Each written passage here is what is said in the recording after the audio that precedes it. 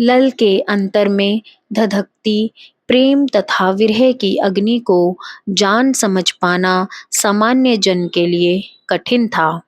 इतिहासकार तथा साहित्यकार भी कैसे उसका उल्लेख कर सकते थे। संतों के साथ यही तो होता है। वे कुछ कहते नहीं, जिससे उनके जीवन वृतांत का अधिकांश भाग रहस्य की परतों में दबा रह जाता है। फिर लोग उन महापुरुषों के विषय में सच्ची झूठी कल्पनाएं करते तथा प्रचारित करते रहते हैं। उन्हीं जन कल्पनाओं के आधार पर साहित्यकार अपनी रचनाओं का ताना बाना बुनते रहते हैं। किसी महापुरुष की आंतरिक स्थिति को देख समझ पाने के लिए उसी स्तर अथवा उससे भी ऊंची भूमिका प्राप्त महापुरुष की आवश्यकता होती है। जिन इतिहासकारों तथा लेखकों ने लल के विषय में लेखनी चलाई है अथवा जो बातें जन समाज में प्रचलित हैं, वह वहीं तक है जहां तक उनकी गति हो सकती है। ऐसे लोगों के लिए बाकी सभी अदृश्य तथ्य आवरण के नीचे दबे रह जाते हैं। लल के संबंध में गुप्त जानकारी को उद्घाटित करने का श्रेय पूरी तरह गुरुदेव स्वामी श्री विष्णु तीर्थ महाराज को जाता है। पूज्य गुरुदेव अपार देवी शक्तियों के स्वामी थे। भूत तथा भविष्य काल की जिस भी घटना पर मन को एकाग्र कर देते थे, उनके समक्ष प्रत्यक्ष हो जाती थी। लल पर उनकी बड़ी श्रद्धा थी तथा कई बार उनकी चर्चा भी किया करते थे। किंतु बात फिर वहीं आ जाती है। उन्होंने लल विषयक अपनी अनुभूतियों को जन समाज के समक्ष कभी प्रकट नहीं किया। मुझे उनके द्वारा जो कुछ भी जानकारी प्राप्त हो सकी, उसे मैंने इस पुस्तक में लिख दिया है। लल मुस्लिम सूफी दरवेशों के संपर्क में थी। उनके साथ सत्संग भी करती थी। उनकी कई बातों से प्रभावित भी थी, किंतु वह जन्म से हिंदू ब्राह्मण थी। हिंदू संतों भक्तों के भी दर्शन सत्संग करती थी।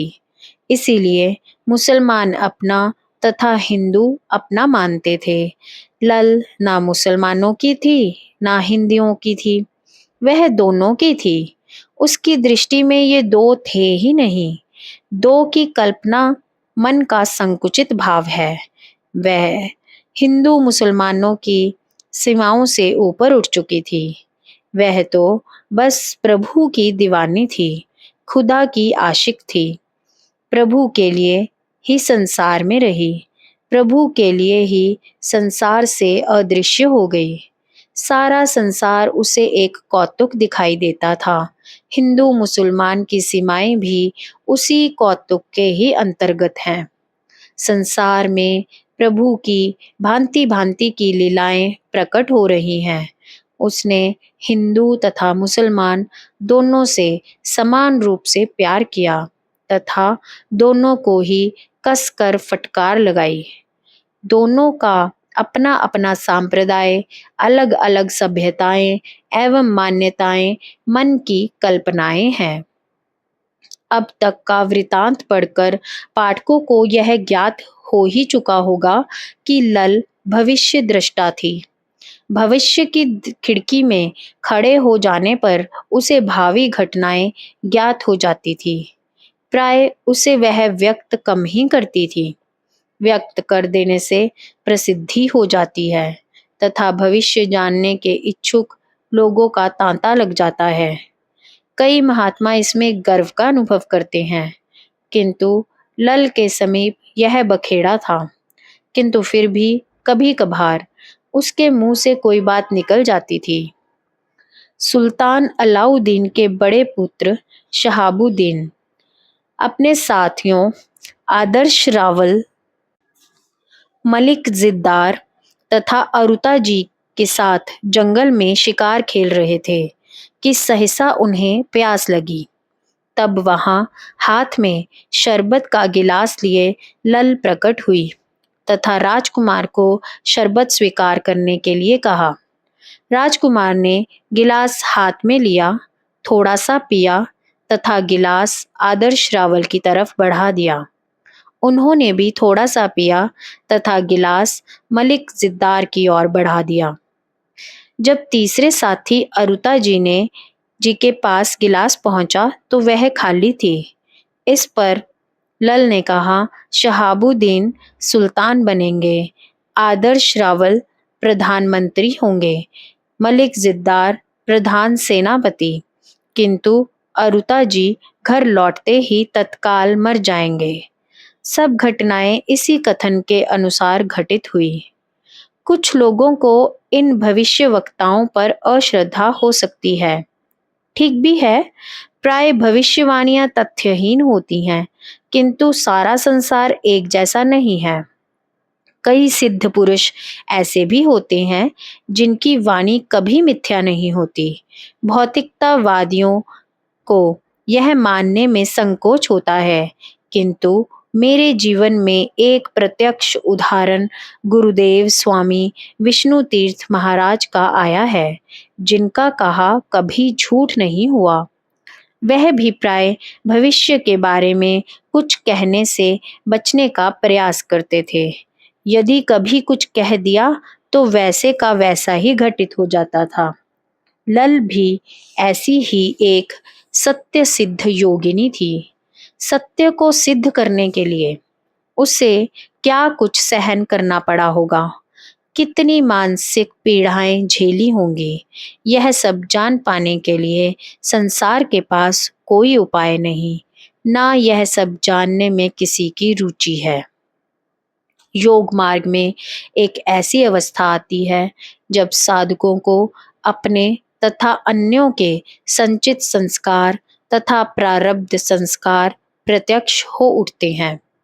संचित संस्कारों के प्रत्यक्षीकरण पर पूर्व जन्मों का वृतांत ज्ञात हो जाता है, तो प्रारब्ध संस्कार प्रत्यक्ष होने पर भविष्य में घटित होने वाली घटनाओं की सूचना होती है।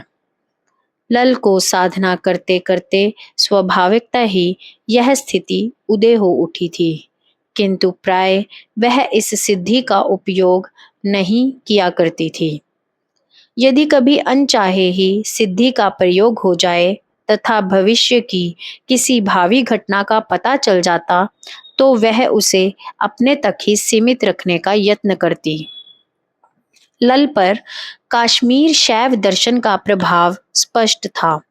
जगत को वह शिव शक्ति की लीलाओं का विस्तार स्वीकार करती थी तथा शिव तत्व को कण कण में व्याप्त मानती जानती थी।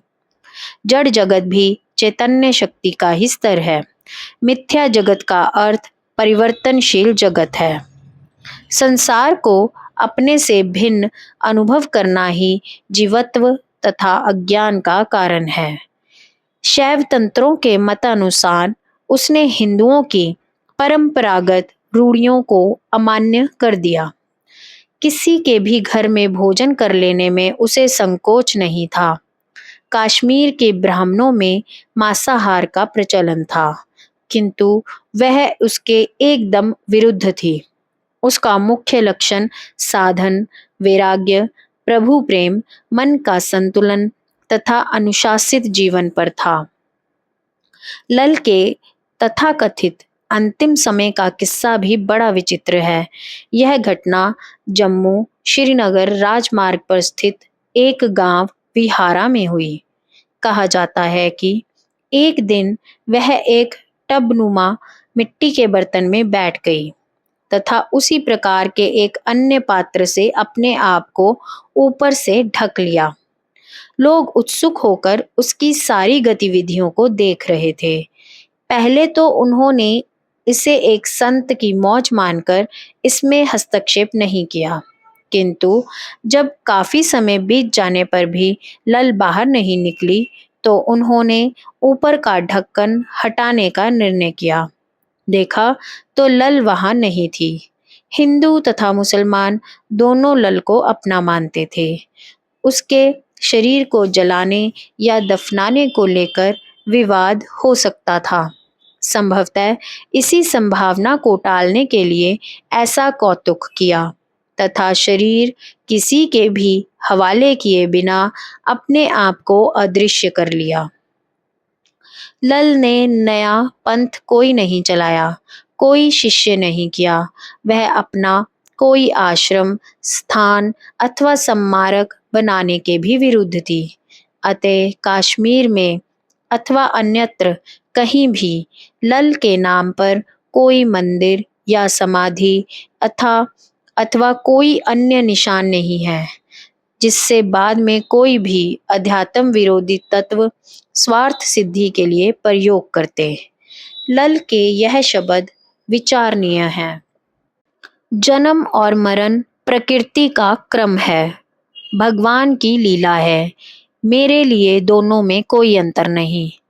मुझे किसी के भी मरने पर रोना नहीं आया और मैं चाहती हूँ कि मेरे लिए भी कोई ना रोए। लल का बाकी का वृतांत जो समय समय पर गुरु महाराज से मुझे प्राप्त होता रहा, आगे के पृष्ठों में यथास्थान दिया गया है।